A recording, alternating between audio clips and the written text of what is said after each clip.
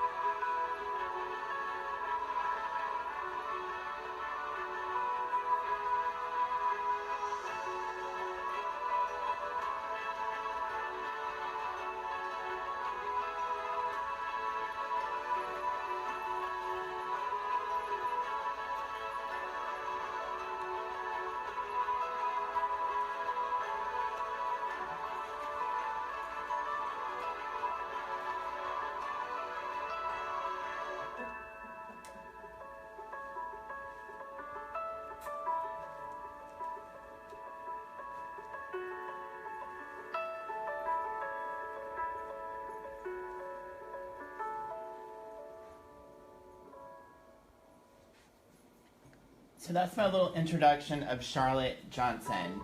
And Charlotte was the first designer for the Barbie brand, for the Barbie doll, and she was hired by Ruth Handler. So I'm going to take you on a little tour now of just the history. So when you're going to learn about the Barbie designers, it's always best to start in the beginning.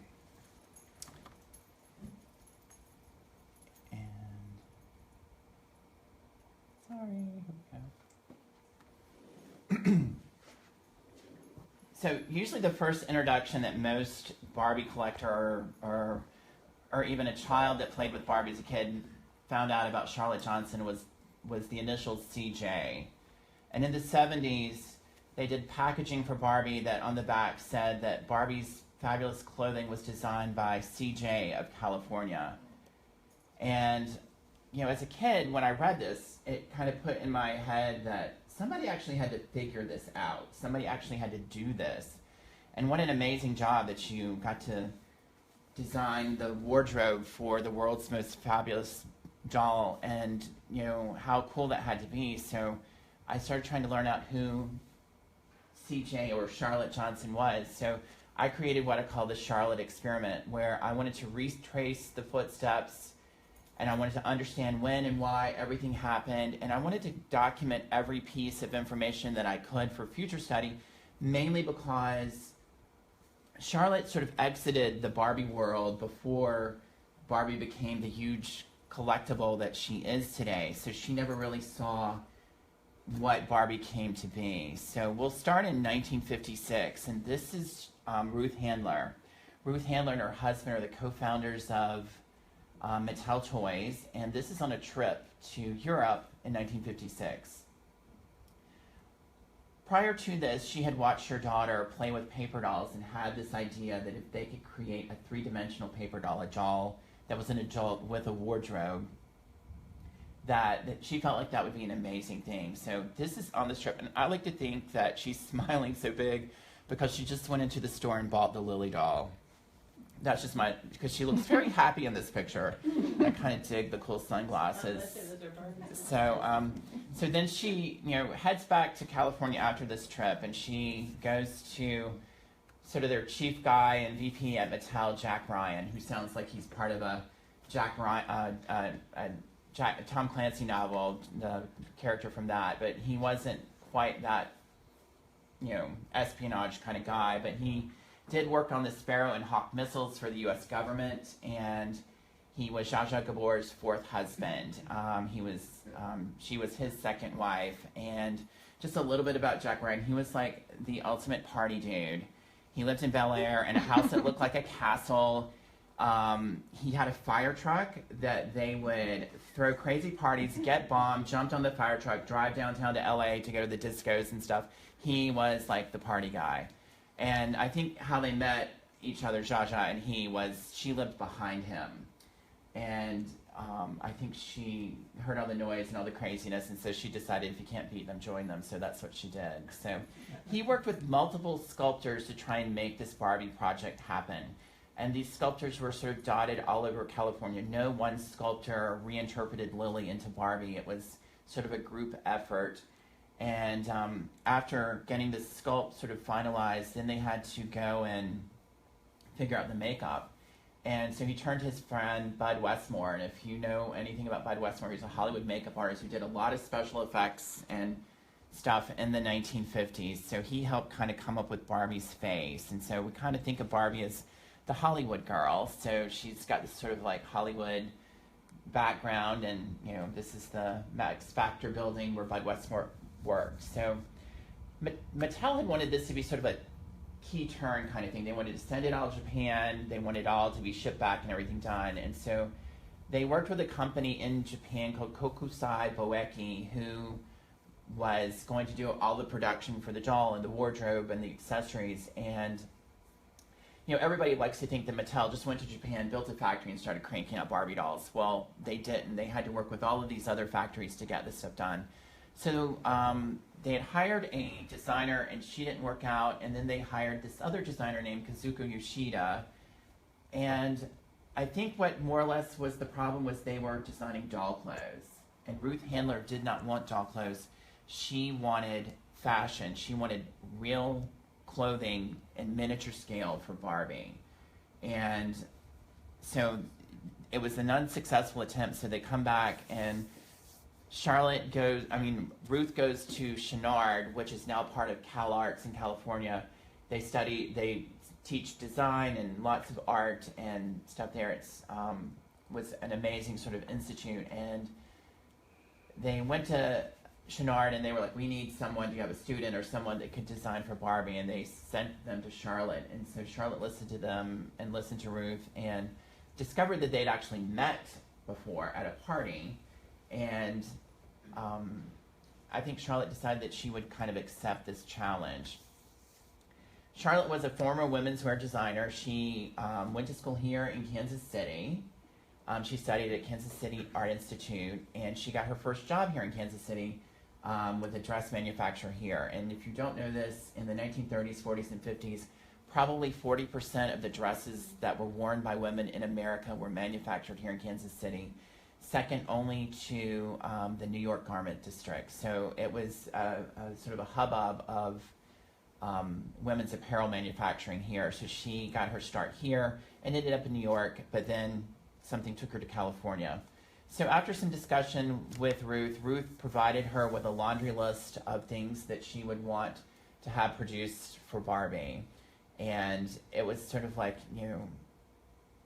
everything that, anybody would need: lingerie, wedding gowns, party clothes. It was everything. And so they met at a coffee shop in California, in Hollywood actually, to discuss. And we think that this is the location. We have some documentation kind of led us to this. It's now a restaurant. It's not the coffee shop anymore, but it's right off of Sunset Boulevard, not too far from where Charlotte was living, in her one-bedroom apartment on Martel Avenue. It's this crazy little building, and you're going to discover that I'm quite the Charlotte stalker. I kind of like went all over,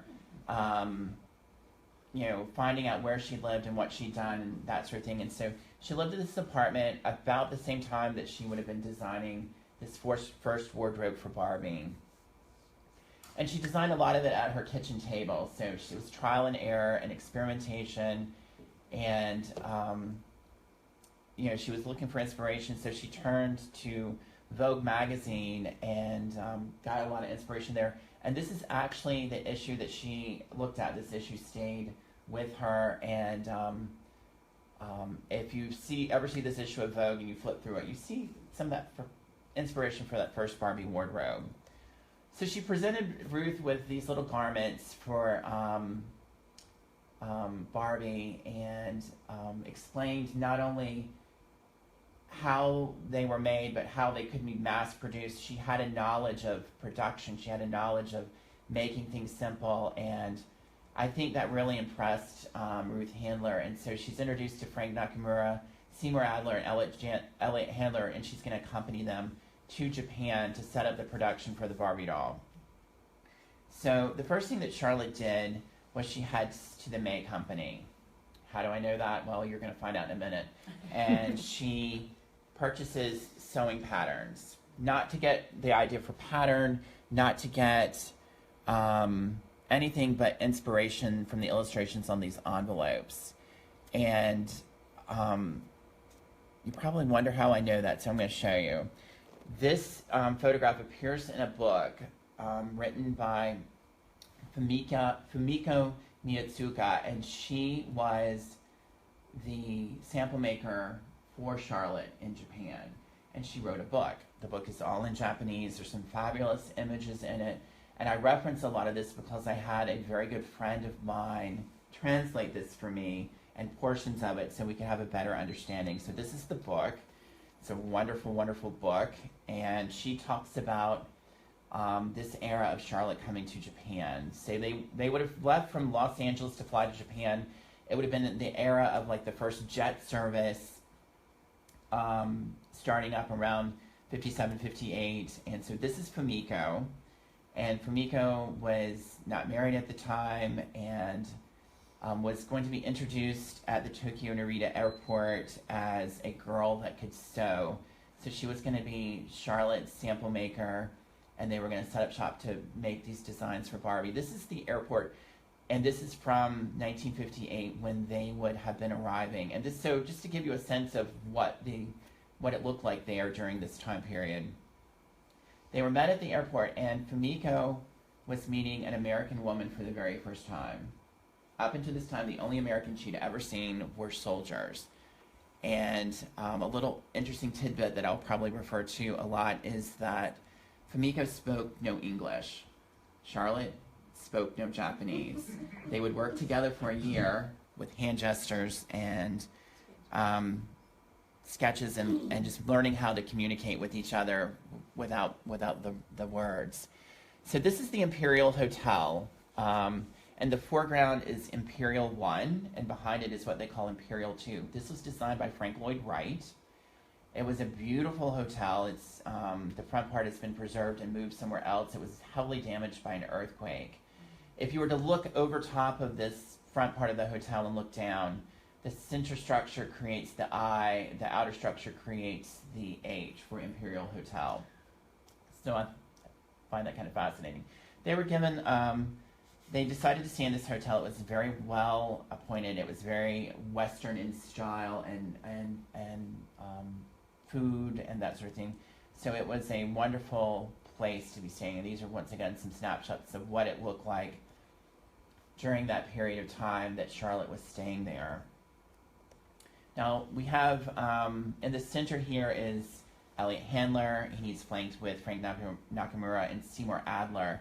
who were there to set up production for some doll furniture. They were more interested in the doll furniture than they were in the Barbie doll. So they kind of got Charlotte set up in her suite that had like a little boardroom, and there was space for them to work, and Mr. Nakamura was helping them get fabrics and stuff and would do some translating for them. But for the most part, they were there each day just kind of like drafting patterns and making samples and stuff. And from Fumiko's book, here are some of the original samples that were being produced. As you look at some of these, you can kind of see why maybe they weren't chosen for the line, and there are a couple of them, including that one in the top left-hand corner, that I'm kind of wondering why they didn't choose that one, because I kind of like it. So it's a great little sample of what they were doing. So in Fumiko's book, she describes that they were using the TPO method for creating for Barbie. It was the time, the place, and the occasion. The time of day she would be wearing the garment, where she would be wearing it, and for what sort of occasion she would need this garment for. So they sort of spent their days working and designing and creating. And so so here we have Barbie in what I call the most unnecessary garments that were ever designed for her. A bra and a girdle, because we know that plastic, for the most part, does not sag. But up until this point, when they designed for a doll, either the doll came dressed, or if you got a stripped-down doll, it came in lingerie. And, you know, there's not a whole lot of play value when you get a doll dressed in lingerie. So they decided to do the doll dressed in swimsuit. So the moment you got your doll, you already had play value. She could be going to the pool, she could be going to the beach, or laying out and sunbathing. There was some play value mixed in with this. So the original swimsuit, as you know, is that classic, iconic black and white striped swimsuit.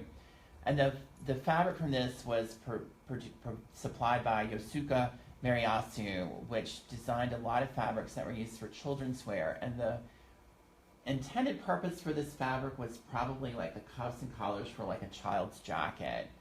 And it was originally conceived in red, but I think they probably were able to get a bulk of black and white, so that's what we got. And Mariyasu is the Japanese word that kind of means like knitwear or knitted. So do you know what this is?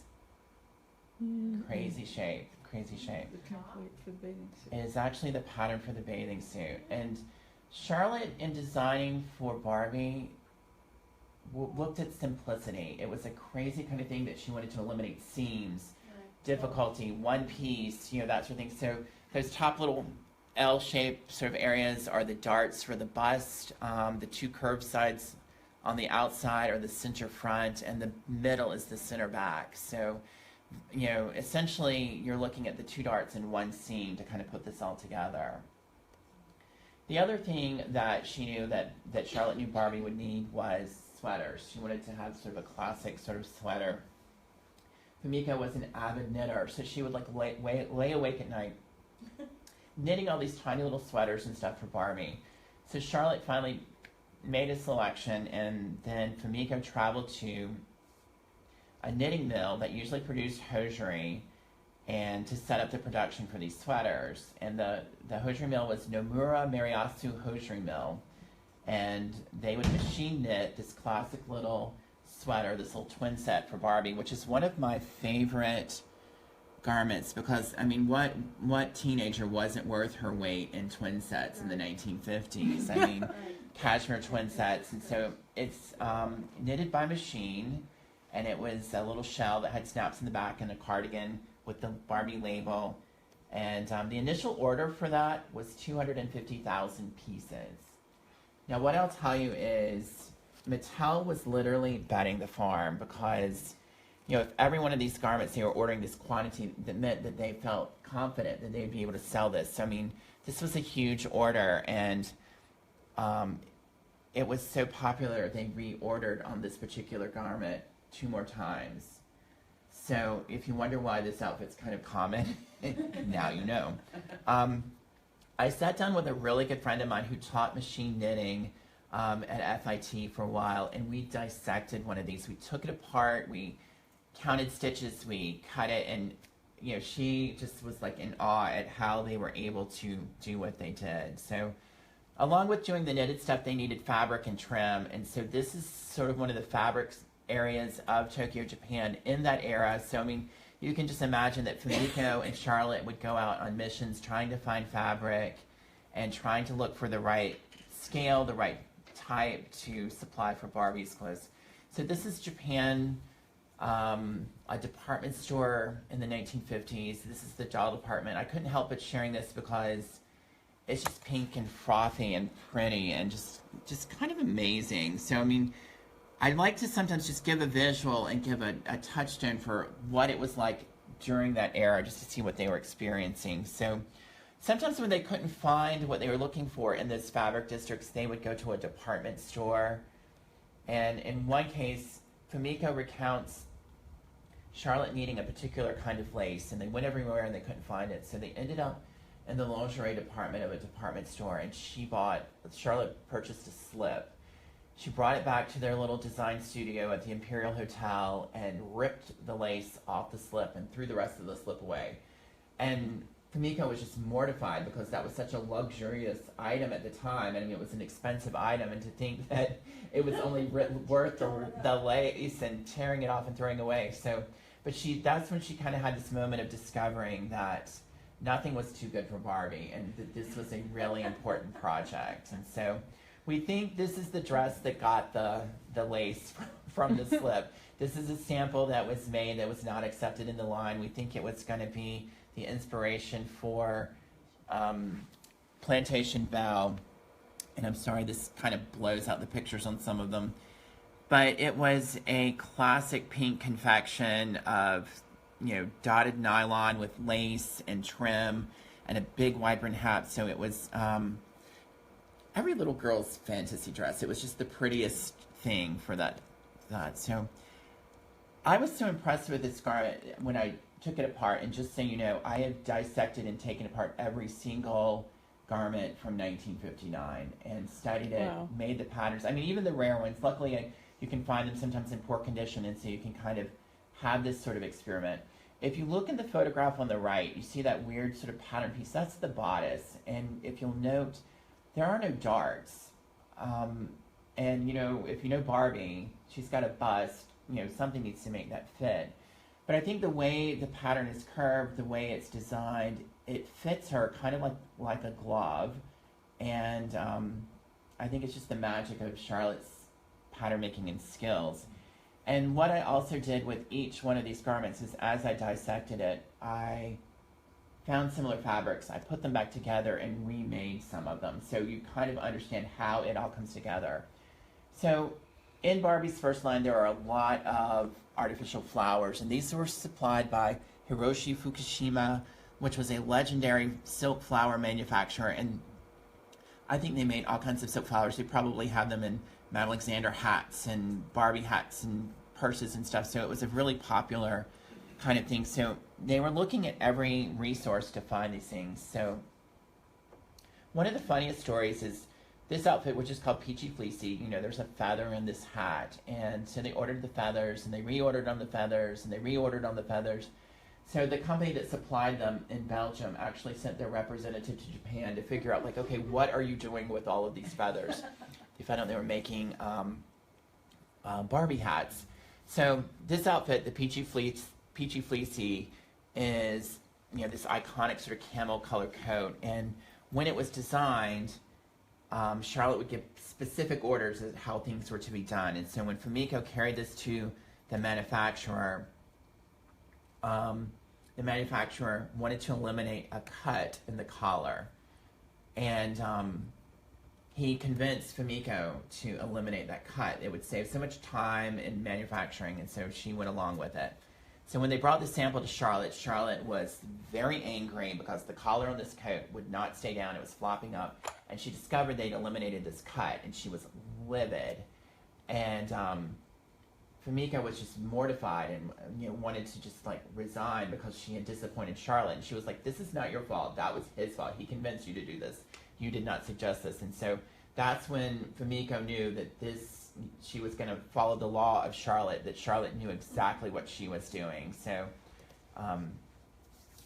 So she was, an ambassador for Charlotte. So everything I think in this environment that they were living in creating Barbie had to be an inspiration. And so when they were trying to create hats, they served lunch one day, and the rice bowl had a lid on it, and it was like the perfect scale for Barbie's hat. So with a little bit of straw cloth and a rubber band and wetting it, they made the very famous, iconic hat for Suburban Shopper, which is kind of hard to see in this picture, but it's this big cartwheel hat, and it was, sort of the quintessential thing. And so they actually, of course, they didn't make all the hats on a rice bowl lid, but that's where they got the initial design and the shape. And they were able to create the Suburban Shopper outfit. So, which is, they went on to be made for years. So while they're figuring out hats, a sink played a big role into this. So this, as Famika was, washing up one day to leave, she looked at the spigot and she discovered that the bottom of the spigot was about the same size as Barbie's head. So she took more of the straw cloth, put it on the bottom of the spigot and rubber banded it, and while it was wet, and she told Charlotte, do not use this sink until I get here tomorrow morning. So Charlotte left the sink alone, and so the next morning they came in, they took it off, and this is the beginning of the hat for picnic set. And so, I mean, it's one of my favorite little hats. It's got a little plastic frog on it. So once again, they would venture out and explore and look for things, and you have to imagine what an interesting relationship that had to be of being together for like a year, not really being able to have a conversation. So this is 1958, somewhere in Japan, just sort of like wandering around, and so here's a view of the factory that was actually where they manufactured the Barbie doll itself. Someone shared a picture of this, and so I just kind of borrowed it for this. It's, sort of like a simple looking structure, but that's where the magic was made. So I like to think that, this is what the inside of the factory looked. All the little workers in cute little smocks, and, everyone seeming tidy, but, that's not exactly what it looked like. It's more this hubbub of activity, and, a little bit crowded, and this was, a lot of dolls being made. And everyone always asks me, Bradley, what kind of tiny little sewing machine did they use to make these Barbie clothes? And I'm going to tell you, it was like these giant industrial sewing machines. There was no magic little teeny tiny sewing machine doing this. But Charlotte figured out how to do things using this and ease of manufacturing. We all have heard horror stories of like, I tried to sew for Barbie and it just didn't work. Yeah, because we're trying to sew for Barbie like we sew for ourselves, and it's just, you can't do that. You have to work out things differently. So one of the things that everybody needs is a purse. So, and Barbie was going to need many of them. So they tried to figure out a cost-effective way to develop a purse, and it was difficult because purses of the time were structured and unique, and so that was like a cost that was going to have to be incurred, but they were trying to find the cheapest way to produce it. So the next thing one day when they were discussing this is Famiko took some cardboard and some straw and some cloth, and she created this little bag, and so they decided to make this. They could make it into the fruit tote as they did. They put flowers in it, and it was using up sort of like materials that were very inexpensive, that were readily available, but was creating this sort of like stylish sort of purse that everyone kind of carried in the summertime, and it was a great little bag that was very cost effective. The other thing that was required was jewelry. So a bead manufacturer provided these teeny tiny little pearls for them to create the little pearl choker and the triple strand necklace.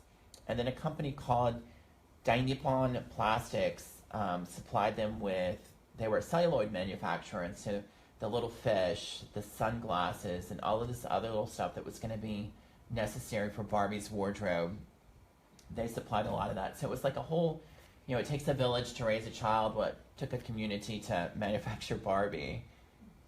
So this is one of the most unaptly named garments of Barbie. I always say, here is Easter Parade, and I can imagine that Barbie for Easter is, donning her dark printed sheath dress and her black taffeta coat. It's just, but we discover that this taffeta coat, which is amazing, this is the pattern. This is the actual pattern that was used to produce that coat. You see how the sleeve, the arm's eye is upside down, so there's no side seam. The sleeves are set in upside down, and then we discover the coat was originally going to be produced in white, which kind of makes sense, like a spring coat, but they feared that it would get dirty too quickly, and so they figured doing it in black it would be better. So Barbie's clothes are die cut, which means they would make a die that's the shape of the pattern. They use this sort of like hydraulic press to cut out the clothes, so everything is cut perfectly. It's all the same size, and there was like a science to how those dies would be placed on the thing. So this is actually the bodice and panty pattern that's for the Busy Gal blouse. It mysteriously made its appearance in the catalogs in polka dots. It came to us in stripes though, so I had to make my own polka dot version. But you see how things kind of fit together and how it, minimal waist and that sort of thing. So here are the gentlemen of YKK Zipper. And for those of you who love Barbie, you love this little teeny tiny zippers, and they're all marked YKK. Well, this is the company that manufactured them. And the company is Yoshida Kogyo. Yeah, and we're not going to say that last word. We need Alan Scott Pate to say that today. But this was the first time that they had manufactured a zipper in what was called a size 0. It was a teeny tiny little zipper. And after they started doing these little dresses with these zippers, they started getting letters from little girls. Why don't all the dresses have the zipper? And so their response, which was kind of funny, well, do all of your dresses have zippers in them? So it was kind of funny, but we love those little zippers. So at the end of the day, or the end of her time in Japan, they had created 22 fashions for Barbie.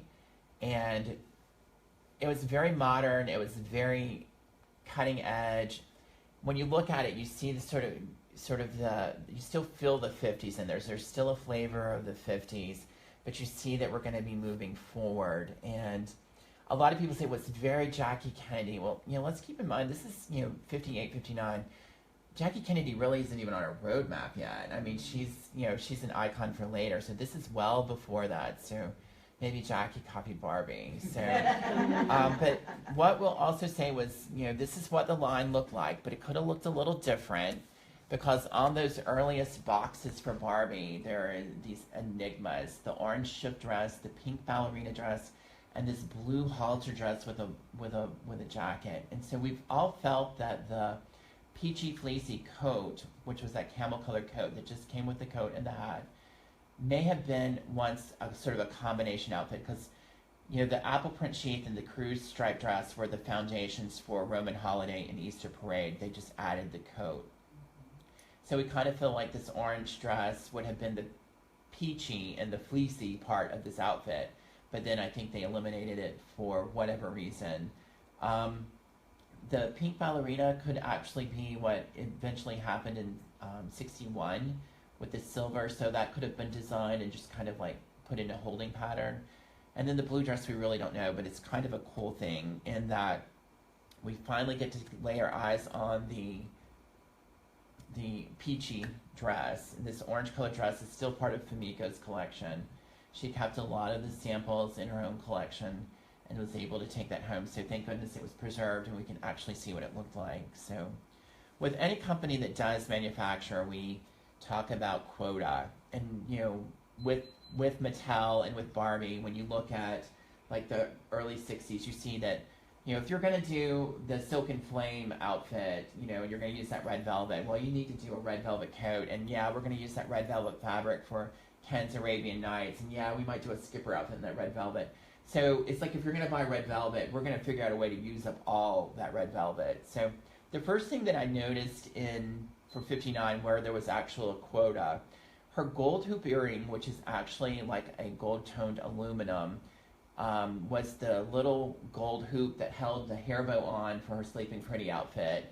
and it's actually the hoop that is the clasp on the purse for Evening Splendor. So it's like the first time you kind of see where this whole little, if you're going to use gold hoops, you're going to have to use gold hoops everywhere. So Charlotte looked for a lot of inspiration, and she saw a lot of inspiration in magazines and just her own style. But one night at the Imperial Hotel, she would go down for dinner. And one of the things that Fumiko accounts is when they would go for dinner or lunch or something, Charlotte would order like a steak, which was like unheard of as far as like, it was so expensive. Like her earning the steak was like Charlotte, half of Fumiko's salary for the month.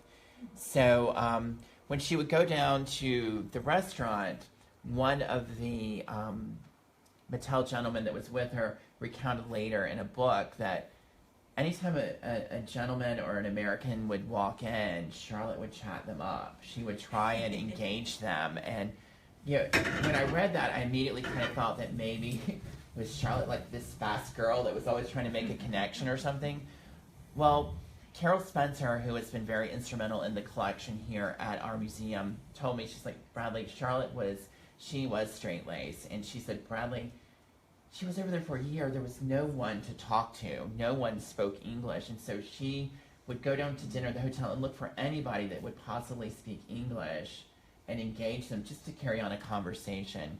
And one night at dinner, she recounted to Carol that this beautiful man and woman walked in. This woman was wearing this beautiful bubble dress, and Balenciaga had designed a bubble dress in the late 50s, which had been very popular and kind of created a new style. And Charlotte, it sort of stuck with her. And the person, I think the gentleman was an Italian movie star.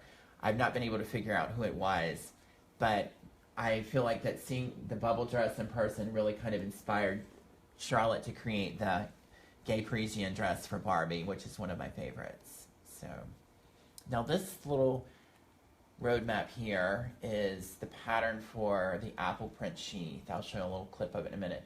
But when you look at this is the actual pattern. You see how it's all cut in one piece. That bodice is one piece. You've got the darts. There's no side seams. And you see how the armholes are upside down. So the other thing you'll see is the front, the bodice that kind of makes that U in the middle, how the straps for the shoulders don't fall on top of the shoulder. It actually falls to the back. And the reason why it falls to the back, if that seam was on top of Barbie's shoulder, it would make it stand up too tall. So Charlotte's way, and I've heard many other designers say that Charlotte had a way of doing things, the shoulder seam was always towards the back, so you didn't see it. So you kind of see these little details of how it made it like really popular and made it work. Charlotte had this way of making it work. So when you think about all the things that you had to create for Barbie, the shoes, the jewelry, the hats, the gloves, you forget that she thought of everything. And to think that she would create this little teeny tiny stuffed dog for the nighty negligee outfit. I mean, what an attention to detail. This cute little dog, which this type of thing was so popular in the 50s. And then, coming up with the pink plastic hand mirror that had the Barbie logo on it. It's, just these little details that make everything special and everything unique. And then finally, the outfit, the piece de resistance was the wedding gown. And the final approved sample of the wedding gown, it was satin and tulle.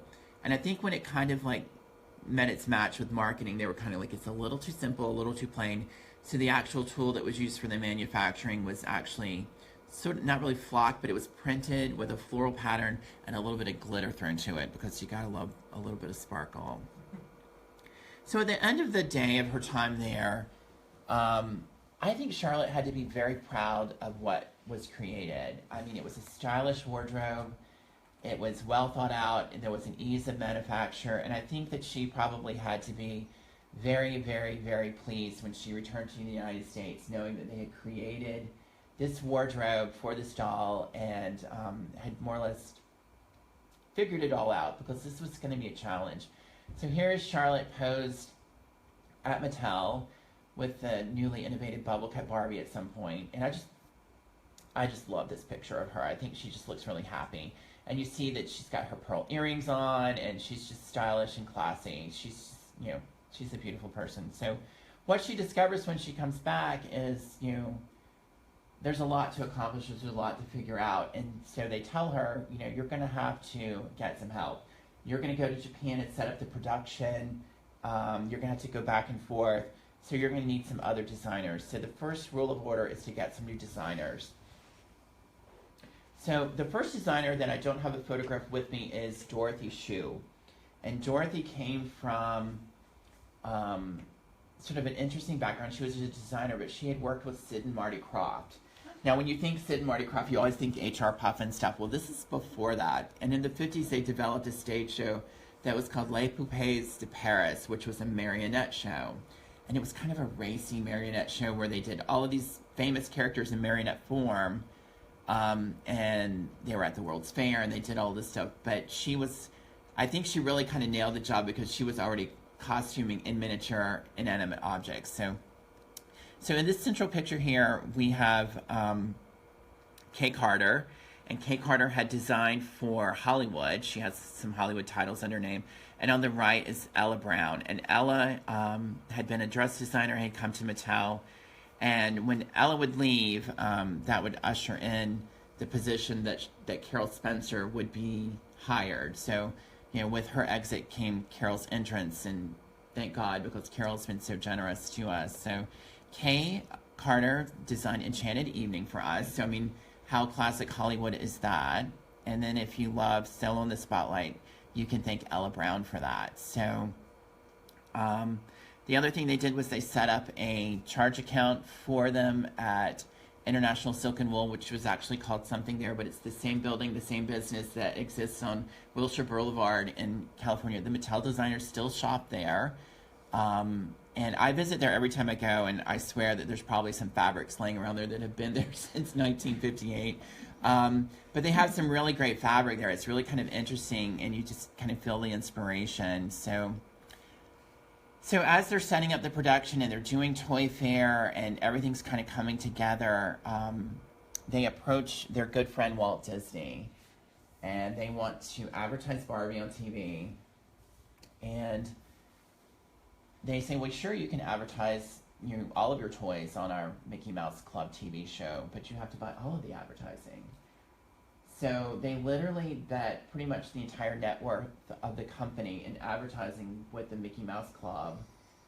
And luckily they did that, and it paid off. But I'm sure you may have seen the earliest Barbie commercial. This is a little still from that, where they sing the Barbie You're Beautiful song. And in one of the books, we discovered that the first day they shot this, all the dolls kind of like drooped and sagged because the lights were so hot. So the next day they reshot, and only because the dolls had spent the night in the freezer. Mm-hmm. So the Barbie was like the first doll that was done entirely in rotational cast vinyl. She was solid vinyl. She was the smallest doll to have a saran rooted hair. The earliest Barbies were hand painted. Later they airbrushed the makeup on. And so this is another clip from one of the commercials, and one of my favorite pictures of Charlotte. So I just think she was very pleased.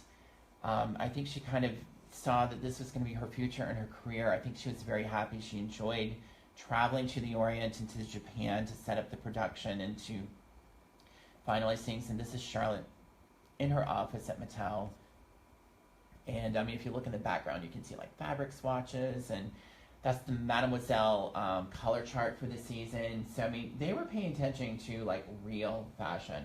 And the way that they design for Barbie is a little bit different than the way we design for people, not just in structure, but with Barbie, they want the style to be readily accepted. You know, there's something like will come on the scene and it's like a fad. So they kind of wait till it's, like, widely accepted and is, you know, identifiable, and that's when they design for Barbie. That's why you never get like jellies for Barbie, or you know, crazy ugly culotte pantsuits or something. It's you know, you get style that's iconic. And so here's a little picture from Charlotte from a newspaper ad where she was interviewed, or a newspaper article where she was interviewed. And once again, I just think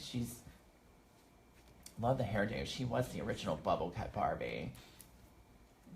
So, along with the whole thing with Barbie, the marketing was a huge, huge part of this. They were advertising directly to children. And the advertising campaign for 59 had paid off so well that the toy buyers that had acted unfavorably to Barbie were just kind of like out of luck. Because Christmas 1959, like every little kid ran into the toy store, we want Barbie, and like these places didn't have Barbie, and so they're like, who's Barbie? And so there was like this time of the popularity, they couldn't satisfy demand. One of the things along with the advertising that they did was when you got your little Barbie, and the little booklet that came with her on the back, you could join the Barbie fan club. And when you joined, you would get these little newsletters, and these are some of the very first newsletters that were produced, and they talked about upcoming designs and what to do for Barbie. And one of the sketches is the Busy Gal, which is my favorite thing because it's a fashion designer like Barbie, and it shows it with this big pussycat bow and polka dot blouse. And that's what it showed up looking like in the booklet. However, what we all ended up with was that striped thing. So then I had to make my own little polka dotted blouse for my doll. So. And this is inside the Mattel Design Center. In one of the programs that Carol Spencer provided to us here, she showed us this picture, and to me it's like a peek into heaven. If you look in the lower right hand side, you see like Chatty Cathy heads, and you see the sample makers working, and everyone kind of like, busy creating all the toys that would be under the Christmas tree that year. It's just really kind of exciting to just have that little peek in there. In 1968, a German television documentary came to Mattel and said, we would like to interview and kind of figure out this whole Barbie phenomenon. So they actually were given permission to go into the design studio and film this. And this was filmed in 1968. Now, at this time, Charlotte would have been like 50 years old. And I want you to check out her dangly earrings, her like Pucci printed dress, and in the back you see everything they used for inspiration. It was all these European fashion magazines that we didn't have there. And as a collector, I've looked to try and find every one of those magazines that's behind her head. And they're very hard to find, and they can be very expensive, but it's really kind of neat to see them and kind of see what they were looking at for inspiration. So I think Charlotte was really enjoying a great career at Mattel. I think it was much satisfaction to her. I think she was able to probably be more creative designing for a doll than she was designing for people. Once again, she gets the satisfaction of appearing in a magazine when Ebony magazine caught wind of the new Julia fashion doll from the TV show Julia that was played by Diane Carroll, and they came and did a story, and I think they staged a lot of these photos. I really kind of like this when they're laying out the pattern, and if you look behind the head here, you see where they've made a sign that says Fashion Design Department, so, in case you didn't know. So this is kind of an interesting thing. I bet you didn't know this. If you love the era of the 60s where Barbie has rooted eyelashes, you can thank Charlotte Johnson for that. She created that and actually holds the patent for that.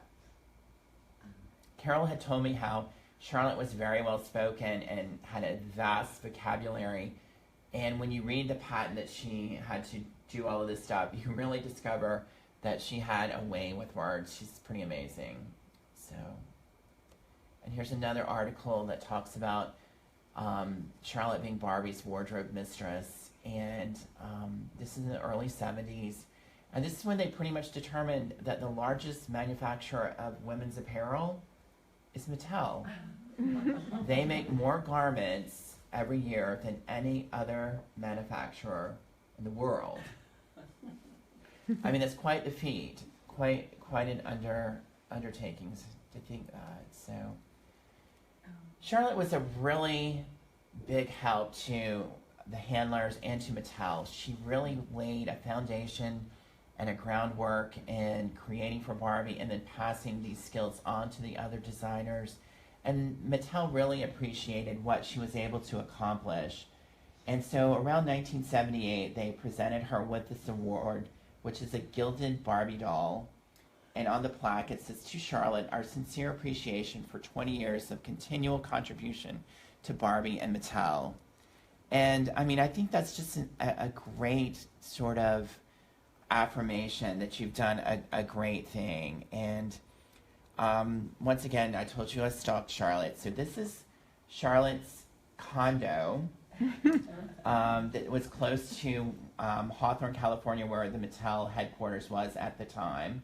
She purchased this condo in '64, probably after she kind of had made the commitment that this was going to be her career. And I kind of explored all around the area because, you know, that's what you do when you're stalking somebody that doesn't live there anymore. And just kind of got a lay of the land of where Charlotte lived. And so this is it at night. And this was her view of downtown Los Angeles. And what I'll tell you is around the time of the early 80s, about 1980, Charlotte's memory started failing her. And during a meeting, she got confused and became very agitated. And at the end of the meeting, she was pulled aside and said, you know, perhaps you should get checked out. Maybe something's going on. And so she kind of knew it was probably time to retire. She was maybe 63 at the time, so she was young. And soon thereafter, she retired, and I'm not 100% certain when she moved, but she moved into a facility where it was, I think even in the early 80s, we didn't know what Alzheimer's was. We'd not even given it that name, if we even knew that name at that moment. But she moved to an assisted living center where they took care of her. And this would probably be like the early to mid 80s. And Charlotte would live there in Santa Monica overlooking the Pacific Ocean. And she would live there until she passed away in 1997. That's a long time to live without your mind. And to me, it's very sad. But, you know, I think of the contribution that she made on the doll world and what she did. And she never really got to be around the collectors for us to kind of like, you know, give her the praise that she really kind of deserves. And so when she passed away in January of 1997, Ruth Handler eulogized her at her funeral. And she said that many could have done what Charlotte did. No one could have done it better. And I think that speaks volumes. And then when Chris and I come to Kansas City, we always love to research Charlotte. We did a road trip to Omaha, Nebraska, where she's interred at the cemetery there.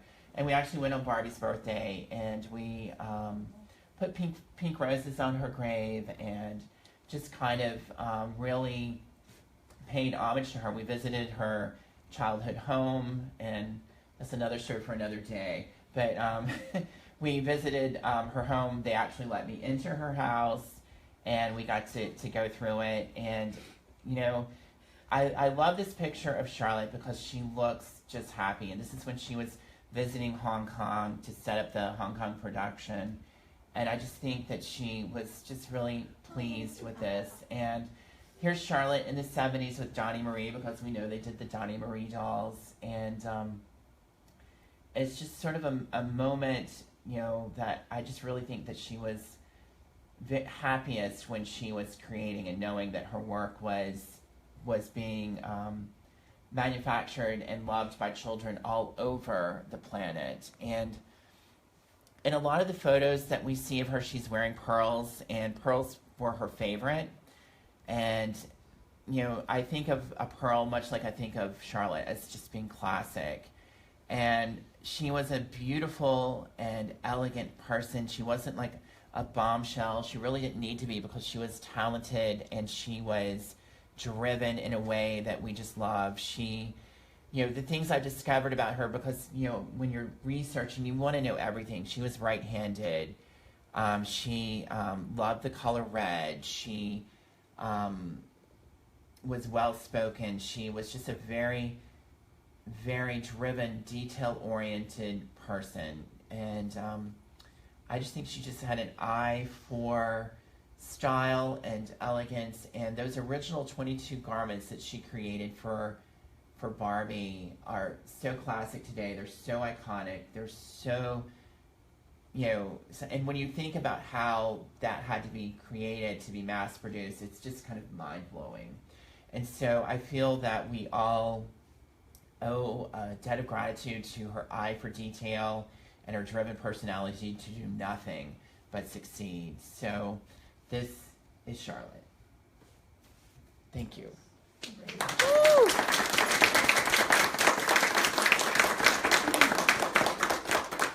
And so I'll be glad to answer any questions anybody has about Barbie or Charlotte. How long did you say that she actually lived in Japan, creating that first collection? She was there for about a year, kind of setting it all up, and then she would return each year once they had shown the line, and she would go back each year to set up the production and kind of refine things. She really didn't design a whole lot after that first year. She would perfect things, and she would maybe recreate something in a pinch if what they were doing was not able to be produced the way they were hoping. So she did a few things throughout her career for Barbie, but at that point she was depending on the other. They usually had between 3 and 5 designers working on Barbie at any time, and we've done a lot of research to kind of discover who these other designers were and get names.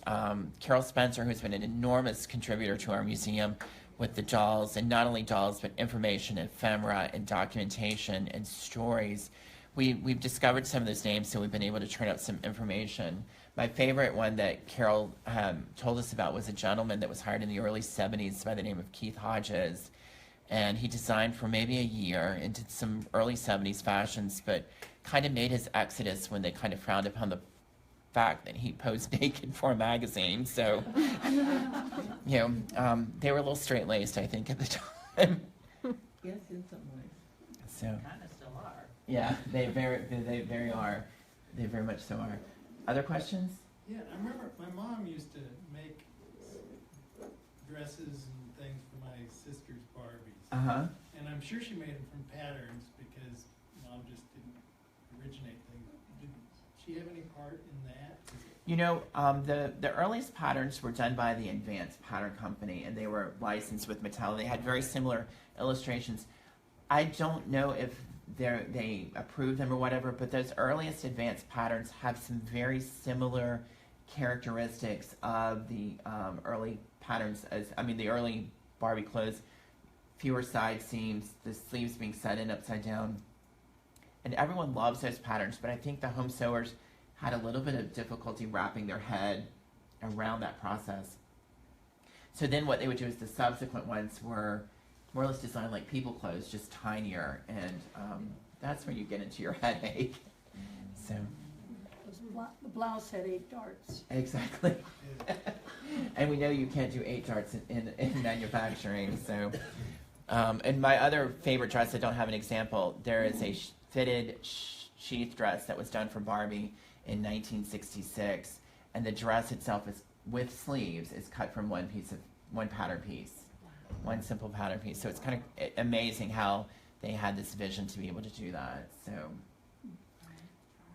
Bradley, one of our viewers wrote in and asked if there was something that was ever put into production and then it didn't work and they took it out of production. there are always a few things that they will produce that either they have a problem with or fabric availability. And a lot of times, like with some of the what we call the big 3 of the first year, Roman Holiday, Gay Parisienne, and Easter Parade, they were in the line for such a short period of time, and we suspect that one of the reasons was cost or the way they had to be manufactured or something, and so I think they just kind of eliminate them from the line. And sometimes I think with like the Gay Parisienne, it was the bubble dress, and that was pretty much a fad, and so I think the style was pretty much over as quickly as it began, so they would eliminate something if it was not fashionable. But usually they would design things not only to be available for that 1 year, but to be available for about 3 years. And we have one more. It's a personal question about Barbie, but she was photographed in that wedding dress. Did Barbie ever actually get married? That's up to the child. That's what Okay.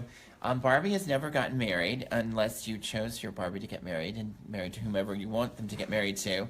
But they always have a wedding gown, and that's just part of the original concept that Ruth Handler had of of acting out situations and creating circumstances with your dolls and role playing with your dolls and creating the situation that you want. You know, Barbie, little girls always look at Barbie as being, 5 or 6 years older than them. So it was just a method for working out your dreams and fantasies and that sort of thing. So, your Barbie might have gotten married, mine didn't.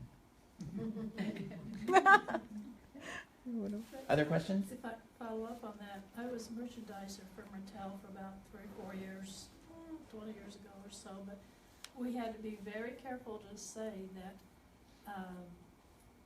Mattel never had Barbie get married.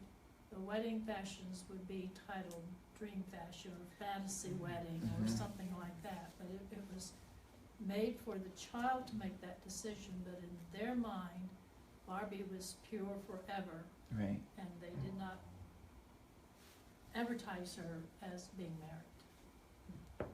That is good to know. That is good information. Other questions? Mitch got married, didn't she? She did get married, and then she had a baby. Big wedding set, yeah. We have one more personal question for Bradley. What is your favorite Barbie decade? Oh, that's a hard question. Well, I will always say that my favorite era of Barbie is probably from about 73 to 76. And it's not a real dazzling period for Barbie, but that's the era that I played with Barbie. And so Sweet 16 will always be one of my favorite Barbies, but I really, really, really love the late 60s and Francie and the eyelash era. And once I kind of got to studying about Charlotte and paying attention to this, I loved like the first couple of years passionately. And it's just, to me, each era has its own great quality, and it tells a story, and you can kind of not only follow the history of fashion, but Barbie and of Mattel and what was going on with our economy and our world through all of these fashions. It's kind of a time capsule of the world. Thank you.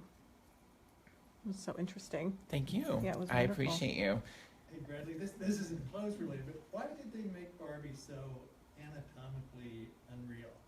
Was I it think so- she's very real. Because Lily was that practical. Well, what I would say, she it's very much into the build Lily. But if you think about, I want you to think about fashion magazines in like the 1950s and 60s. Everybody wore Marilyn this. Monroe, Yeah, well, Jane Marilyn, Russell. and not only that, but every other page was maiden form. I dreamed I won the lottery in my maiden form bra. Everybody wore those bullet bras. Everybody wore that power neck girdle to make your waist tiny. When Dior created the new look in 1947, not only did they create a new fashion, they actually had to create a whole new method of undergarment to be able to create that look. They actually had to have padded hips and stuff. So that era, that was the shape of a woman. You had a bust, you had a tiny waist, and you had hips. So since 98, they've given Barbie a lot of different bodies, a lot of different proportions, and I think real people look like that. At least in my mind, they do. Somebody wrote in and said that they heard a rumor that when they quit putting underwear on Barbie, Mattel saved $3 million a year. Is that true? That wouldn't surprise me. They actually did eliminate putting on panties, and they would always get complaints. So starting in the late 80s, early 90s, they actually came up with a method, and Carol Spencer actually created this method of doing molded panties on Barbie. And so that actually probably saved them a lot of time and fabric and effort. So it's true. It's probably very Okay. true. That's interesting. So she had molded underwear? She does most of the time now. Oh, I guess we'll see some of that later when we look at the Barbies. Oh, we're not going to look up under her clothes, are we? Oh, maybe not. No, I wouldn't like that. We can. So, but once again, thank you. Are there any other questions? Well, I hope everybody will enjoy touring the museum some more, and we'll have some more little surprises for you, I'm sure. So thank you. Thank you.